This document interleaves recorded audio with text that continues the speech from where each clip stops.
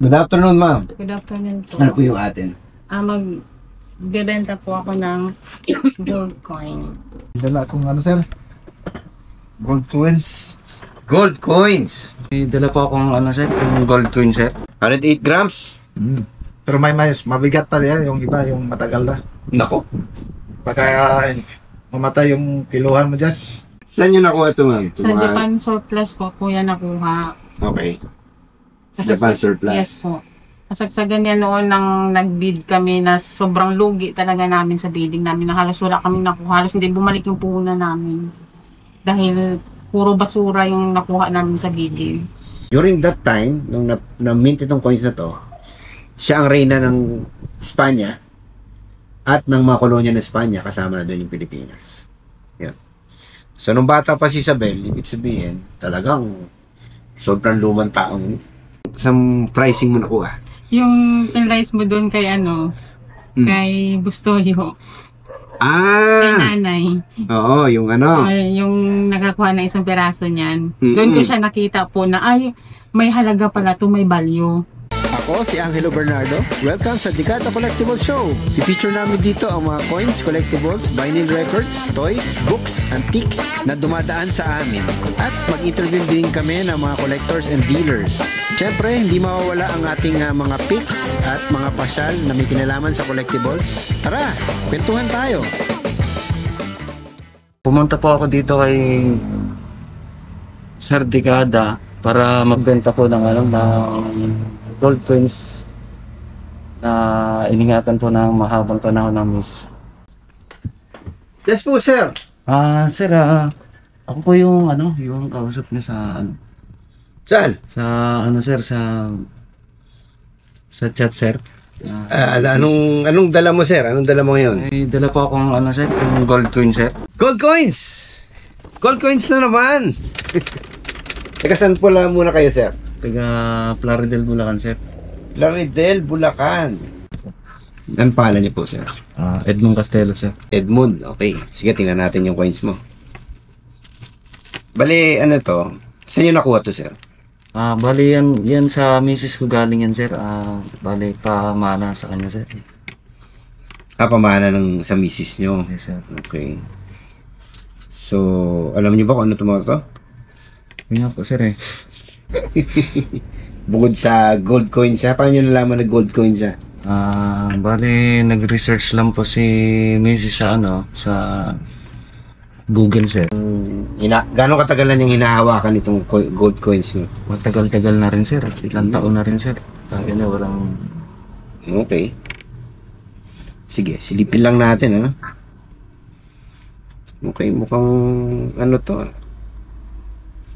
Mukhang nilinis ito. Yan. Okay, 25 pesetas. Ito, Spain ito. Itong 1861,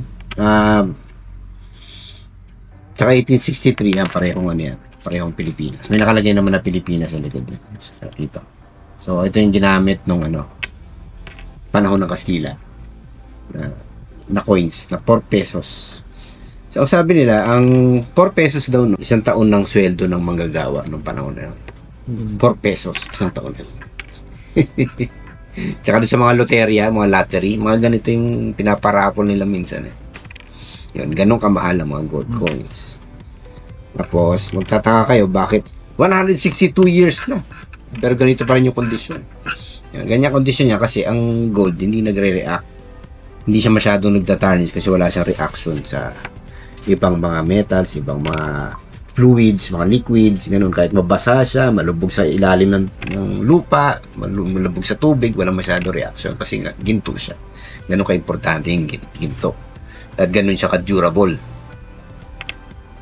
Baka wala ng tao sa mundo, may gold pa rin. Diba? Manguna nang maging extinct yung tao, yung gold nandiyan pa rin. Alam mo yung term na nung bata pa si Isabel?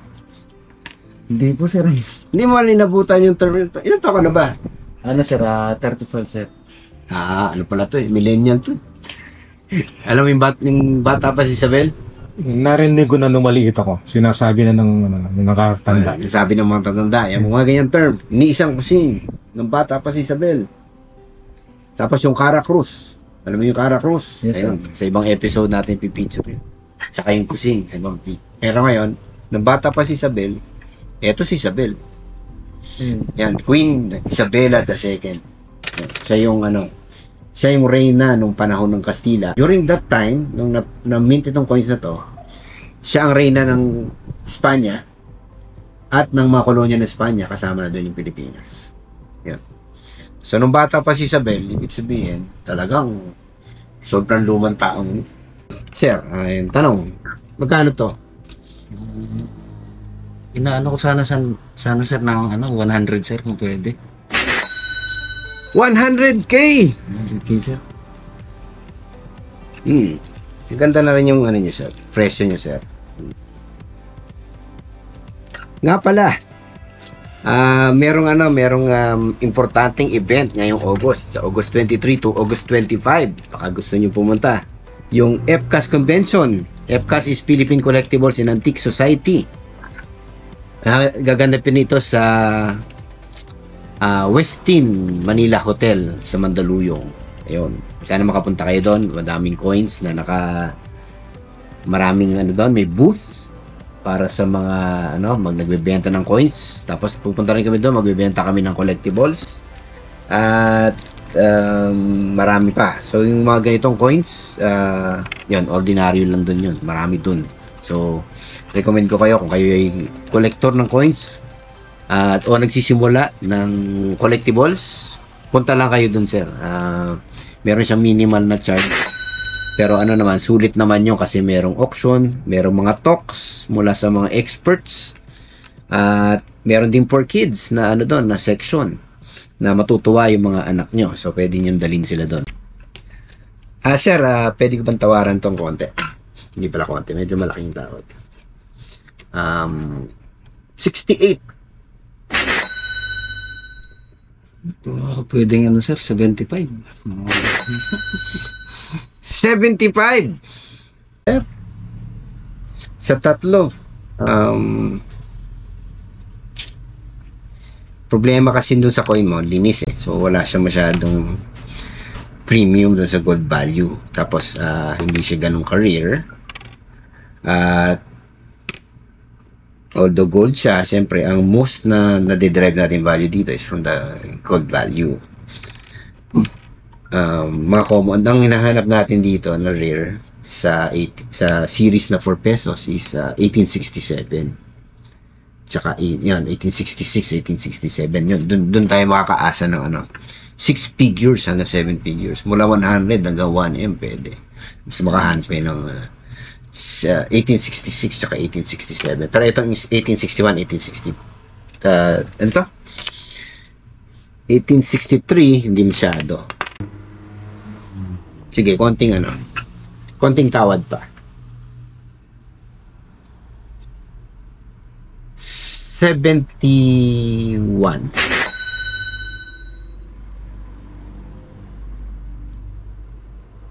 Okay sir, deal na sir. Deal na. Deal na sir. Okay. Malayo-layo rin naman yung namin sir eh. Pinanggalingan. Sige. Salamat. Thank you sir. Ako po ay taga Plaridel, Bulacan. Yun lang po ang dinayo ko dito para nagbabaka sakali na sana mabili ni Sir Dekada sir yung aking mga coins. Sa naging transaction naman namin ni Sir Dekada, naman po, sulit naman po. Satisfied naman din po kahit paano binigay niya naman po yung, although hindi kami nagkasundo sa una, sa binigay kong presyo, nagkasundo naman po kami ulit. Kaya maraming salamat sa iyo, sir. Good afternoon po, sir. Good afternoon.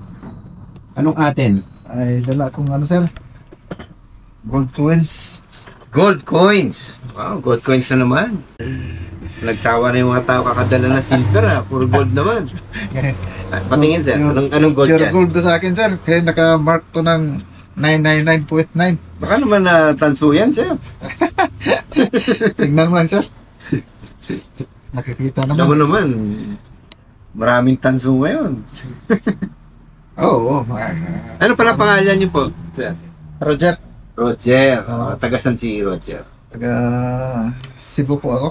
Cebu. Galing pa kayong Cebu? O meron kayong nistayan dito sa... Galing pa Cebu nung karang araw. Anong? Natuloy na araw? ako dito. Okay. Ayun na yung gold. Oh, ito sir. OOCL. Oh, pwede mo tingnan yan sir. Ulitin mo muna. Ha? Pwede tingnan mo. Ang maigi. Oo nga, OOCL, oh. Ayan. Nandyan sa gilid yung tatak sir na 999.9. Dito yung sa gilid yung tatak. Oh, So, AU 9999.9. yes sir. Hindi ko alam kung kuha sa camera, pero bahala na. 108 grams. na, sir. Bali, pipicture ako na lang mamaya kung makuha ko. Ayan, oh. Ganda, oh. Meron siyang full luster. Medal ng Orient Overseas Container Line Limited. Opo, sir. Container terminal, Chinese yan sir. 2018. Sino nakuha to? Binigay niya na sa amin sir. Sa empleyado ka ng OOCL. Yung mga mayroong mga Seaman, container seaman terminal. Seaman ako. Seaman kayo. Crew. Crew kayo ng OOCL. Okay. Kami lahat binigyan. Binigyan kayo lahat. Mga ilan kaya ito, population? Ilan kaya lahat nagawa nito? Yan mga around 2,000 sir pieces. 2,000 pieces. Oh, sa studio. Okay. Timbangin natin. More or less. Timbangin natin sir ha, para may idea tayo. 108 grams yan sir. 108 grams. Pero may mabigat pa yan, yung iba, yung matagal na. Nako. Baka mamatay yung kiluhan. Mukhang hindi kaya ng kiluhan ko to Hindi kaya yata yung 108 grams. Error. Okay. So, paano to? Paano natin bibilin to? Ito na lang. Okay, tingnan natin. Uy, hindi pa nag-zero. Paano mag-error din to? Baka pwede na siguro yan. Malaki Ito, 1 kilo to eh. Malaki na yan. Oh, nag-error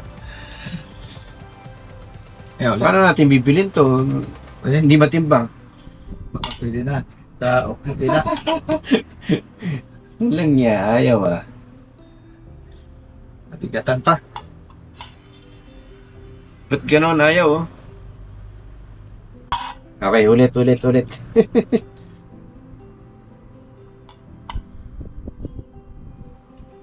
Bale, hiram tayo timbangan mamaya. Okay, sir. Pending, assuming na 108 grams siya. And then pending yung ating weighing scale. Dahil parang ayaw ng weighing scale sa dito. Pwede kaya yung yung timbangan natin? Yung isa? Yung pangit? Okay, so 2018. Bakit kayo binigyan ito, sir? Basta Loyalty mga, award? parang ganun. Basta magka-profit yung mga Chinese company. Yun ang ugali nila sir. Namimigay ng blessing na nila. Yung iba, pag may profit, mga Chinese company, pag may profit, nagsishare sila sa mga tauhan nila. Talaga? Tapos may mabigat pa dyan, yung matagal na. Gano'ng katagal na ba kayo dito, sir, sa OOCL? 15 years ako. 15 years. Yung iba dyan, 30 years. More than 30 years. More than 30 years. O mga yung 100 plus, mga 140 plus yata. Grams. 148 o... Wow, may mga ganun pala, no? Pero ano to, worldwide? Hindi siya Pilipinas, di ba? Oo. Kasi Worldwide to. pina-order yan. So, ang OOCL, ano ba to company? Chinese? Chinese company. At China talaga mismo? O, Hong Kong? Hong Kong. Hong Kong. Capacity. Galing, Okay, ang tanong. Nako! Magkano? 350 sir. Tawan ko. 350. Pwede bang tumawad, sir? Tawad ako konti para meron tayong Normal yan sa... Alam naman sa gold, Oo. mahirap. Oo, minsan bumababa. Tsaka malaking puhunan, maliit ng kita siguro. Kaya minsan ayaw ko bumili ng gold eh. Mas gusto ko pa yung silver. Mas malaki yung yung spread. Mas malaki. Kaya ba sa 300? Ay, hindi. Kasi, may bibili pa din na mas mataas. 340, pwede. 320. Langanin siguro siya. Ano na lang, para ibig. Napaan ko lang ng konti. 330.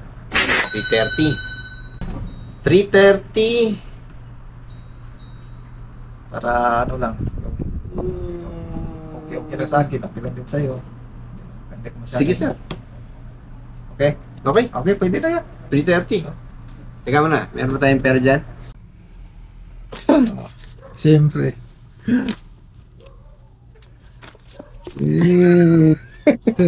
Yes sir. Bali 300. Tapos 1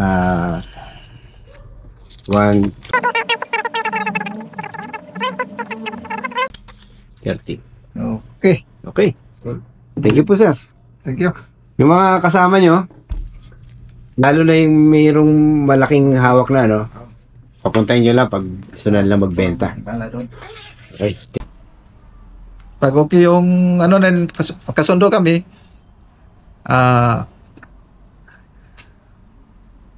sa presyo, ayos lang sa akin. Basta labag ko lang sa hindi siya makalogi din. Kasi anak buhay din to. Ayos lang. Kahit konting diferensya lang, pwede na sa akin yun. Mabait naman tong makausap si boss. So, okay lang. O, kayong mga iba dyan na mayroong tinatago, pwede nyo dalhin dito. Kontakin nyo sila. Okay man itong makausap yung mayari dito. Wala namang problema. Mag-message lang kayo sa kanya. Okay. Good afternoon, ma'am. Good afternoon po. Ano po yung atin? Magbebenta po ako ng gold coin. Gold coin na naman. Sige, tingnan ko. Gold coin to talaga yan. Wow. Okay, bagong lahat. Ano pangalan niyo, ma'am? Ang tunay kong pangalan is Maria Lorgamis. Maria Lorgamis. Yes. Ano yung fake mong pangalan? Mahal. Mahal. Okay, bakit ang ganda naman ng pangalan mo? Kasi pinanganak ako sabi ng kapatid, pinanganak kasi ako 1980, mahal daw yung bilihin. Akala ko pinanganak ka February 14. Hindi po. Okay. Taga saan si Ma'am Mahal? Taga Tablas Island din Lon. Tablas Island, Romblon. Ano ba kayo? Malapit ba yun sa malapit ba yun sa isla po Cebu? yun. Kabilang isla. Yes. Oo. Mount Giting. Ang kabilang isla ko. Nakit mo niyan. Hindi pa po. Nakit ko na yun. Yung ganda ng Romblon. Mga ano ba yun sa inyo? Tabing dagat? Yes po, tabing dagat. Puti yung buhangin. Meron din po. Tingnan mo. Yung ganda talaga yung Romblon. Dapat pumunta kayo doon. Punta kayo talaga doon. doon. Maganda. Sige. So, na-delay kayo ng 1 linggo dahil sa bagyo. Opo. Saan nyo nakuha ito, ma'am? Sa Japan surplus po kuya nakuha. Okay. Japan surplus. Yes po. Kasagsagan yan noon nang nag-bid kami na sobrang lugi talaga namin sa bidding namin na halos wala kami nakuha. Halos hindi bumalik yung puhunan namin. Dahil puro basura yung nakuha namin sa bidding.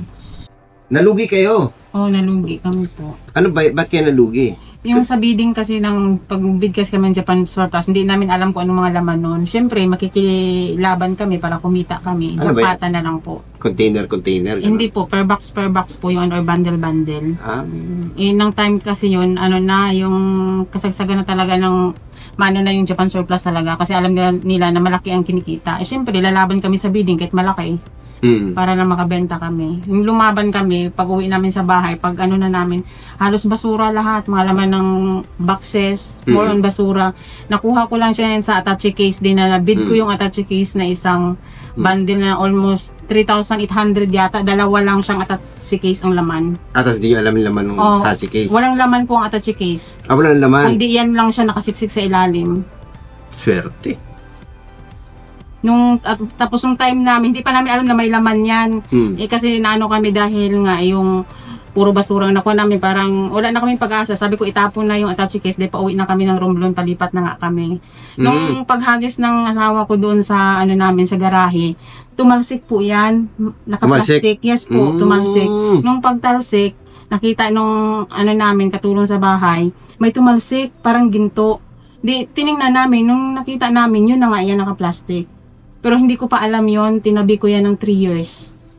Talaga? Yes po. Okay. So, tinabi mo lang. So, talagang nalugi ka na ng 3.8. Oo, nalugi na ako noon. Pero parang ibang kasama nun sa 3.8 na yun, ng mga kasama namin. Pinagtatapon nyo na lang. Yes po, pinagtatapon na lang namin. Tapos, ito na yung tinago nyo. Yan yung tinago ko.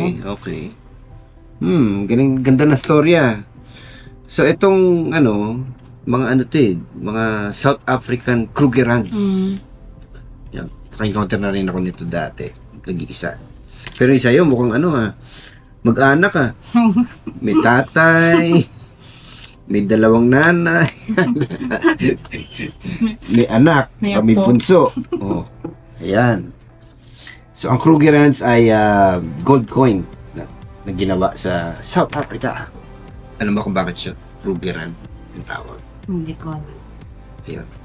Si Krugerrand, si Freddy Krueger. Sa Friday the 13th. Hindi. Siya yung dating presidente ng South Africa. At ginawa niya itong mga gold coins parang investment ng mga for gold lang. Walang walang face value ito. Pero meron siyang timbang. So ang value niya ay nakukuha dun sa timbang niya sa gold. Yun. So, magkano niya naman binibenta to, ma? Wala akong idea. Wala kang idea? Pero nakita ko lang kasi yan doon sa, pricing. Okay. Isang pricing mo nakuha? Yung pinrice mo doon kay kay Bustoyo. Kay nanay. Oo, yung yung nakakuha na isang peraso niyan. Doon ko siya nakita po na, may halaga pala to, may value. Kaya hinanap ko kaagad yan dahil tinago ko yan eh. Tiningnan ko kaagad nung nakita ko yung video nyo. Oo, yan, di ba? Ilang buwan na yan? Parang 2 months na yata. More than 2 months na yan. Siguro may 6 months na. Kaya hinanap ko kaagad, tapos dalawang isip pa ako, hindi ko pa inano kasi baka ako hindi naman yan din totoo, sabi ko. Pero sinerch talaga yan. Nag-ano lang din ako ng idea. Sabi ko, itabi ko na lang, tapos bahala na. Kaya nag-ano ako sa kabila nga kay Bustoyo, nakita kita doon. So nakita mo yung Krugerrand, ganitong coin. Yes po. Ano naman naramdaman mo nung nakita mo yung ganitong coin? Kinakabahan ako. Kaya ko may value pala yun. Pero magkano nga yung gusto mo dito? Kaya yan mga 300. 300! Yan. Okay, doon sa doon sa Pinoy Pawn Stars, parang 90,000 lang yata ito noon no? Pero 6 months ago yun. Ngayon, tumaas na yung gold. Hindi na gano'n ng bentahan. Siyempre, mas malaki-laki na. Okay, medyo sa 300 as a gold investment, siguro natawad lang akong Sige. konting-konti para may kitain ako ng lumaki-laki ng konti yung kita ko. Kung okay lang sa'yo. Sagad ko na to 270. Hindi kaya to 80. 270. Okay? Yun, Para kumita ka rin. napakadaling kausap. Okay po. Wala Thank you. problema, sir. Ayan naman yung bayad ko. Okay, thank you ha. Thank you po. I-business namin ito para kahit papaano kumita naman. Ayun, kahit Maraming paano. salamat sa iyo, sir. Maraming salamat din. Sa ulitin. Sa ulitin, sana Sana mauulit pa. sana yung maleta, tinignan mo pa yung mga gilid-gilid. Maghanap Meron tayo pa ng yun. maleta uli. Bid tayo ulit sa Japan Surplus. Bibid tayo ulit sa Japan Surplus. Parang maganda mag-Japan Surplus na lang tayo, no? Akala ko nga kayo nagbibid kayo sa Japan Surplus kasi marami kayong dito eh. Hindi ko na kailangan mag-bid. Sa dami ng Sa dami benta ng dito. nagbibinta eh. Pero yun nga, may chamba factor, di ba? Yan yung maganda dyan sa Japan Surplus. Ako ma'am, sige, hindi Sige, kami thank you po, patatagalin sir. para makauwi na kayo agad. Thank you po, sir. Salamat po. Thank you po.